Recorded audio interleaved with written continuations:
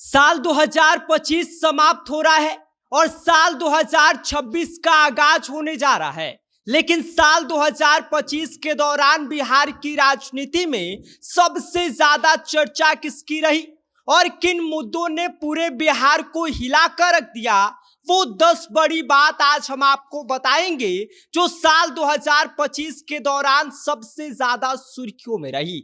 इस पर हम बात करेंगे, लेकिन उससे पहले नमस्कार, मेरा नाम विष्णु है और आप देख रहे हैं जनता जंक्शन।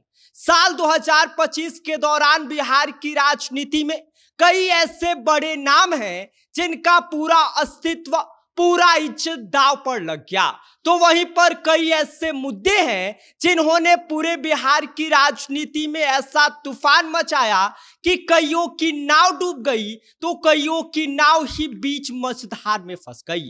पहला मुद्दा जिसने 2025 के दौरान पूरा बिहार हिला कर रख दिया था, वो था एसआईआर का मुद्दा। चुनाव से ठीक पहले एसआईआर प्रक्रिया के तहत जब 65 लाख मतदाताओं के नाम हटाए गए तो पूरा विपक्ष बौखला गया। एसआईआर प्रक्रिया में धांधली करने का आरोप लगाए जाने लगा, जिसको लेकर पूरे बिहार में विपक्ष के द्वारा बिहार बंद तक का ऐलान किया गया। वोटर अधिकार यात्रा निकाला गया और इसके साथ ही अब बात करते हैं वोट चोरी के मुद्दे पर भी बिहार की राजनीति खूब गरमाई।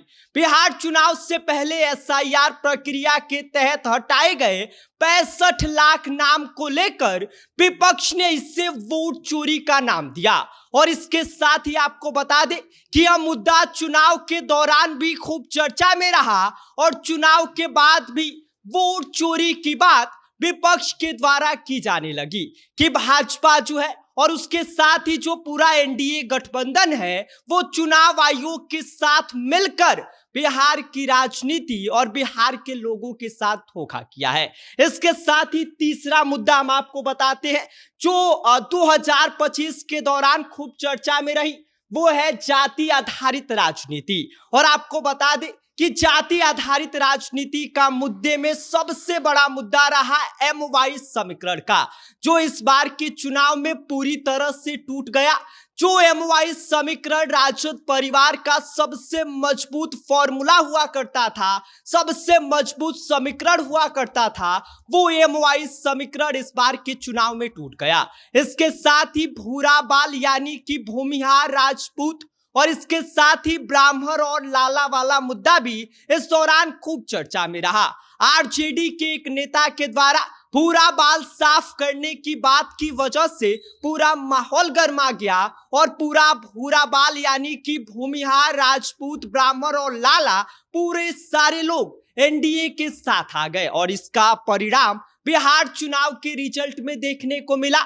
और चौथा सबसे बड़ी जो बात बिहार चुनाव में सुर्खियों में रही वो थी जनसुराज पार्टी के रूप में एक तीसरा विकल्प उभरना। प्रशांत किशोर का इस बार के चुनाव में काफी ज्यादा प्रभाव दिखा। 243 सीटों में से प्रशांत किशोर की पार्टी जनसुराज 238 सीटों पर चुनाव लड़ी।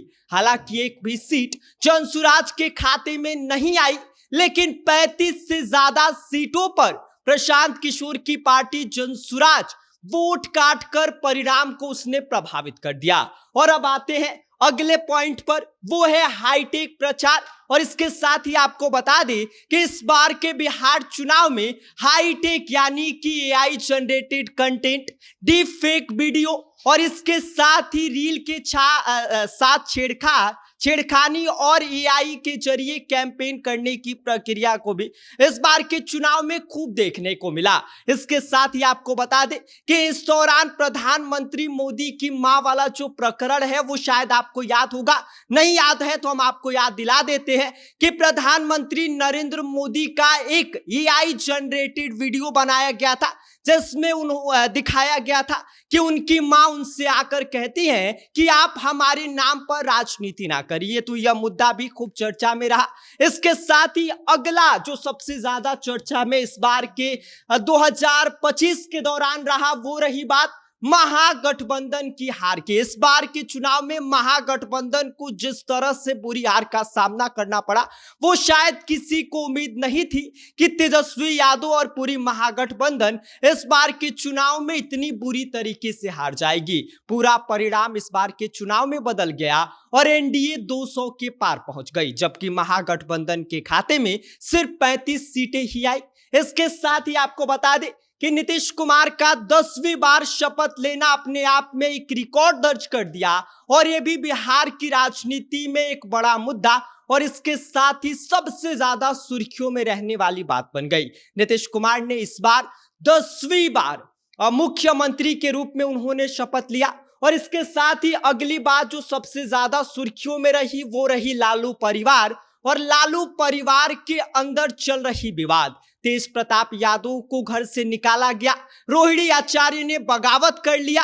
वो रोहिणी आचार्य जिसने लालू यादव को किडनी दिया, वो रोहिणी आचार्य घर से और अपनी जो राजद पार्टी है उससे रिश्ता तोड़ लिया, जो खूब सुर्खियों में रहा।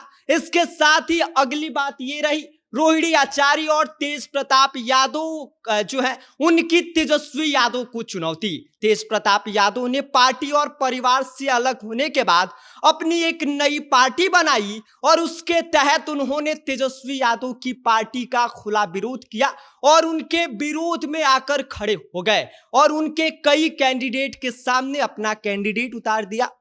और इसके साथ ही आपको बता दें कि रोहिणी आचार्य भी इस दौरान तेज प्रताप यादव के साथ रही और उन्होंने तेजस्वी यादव का भी खुलकर विरोध किया।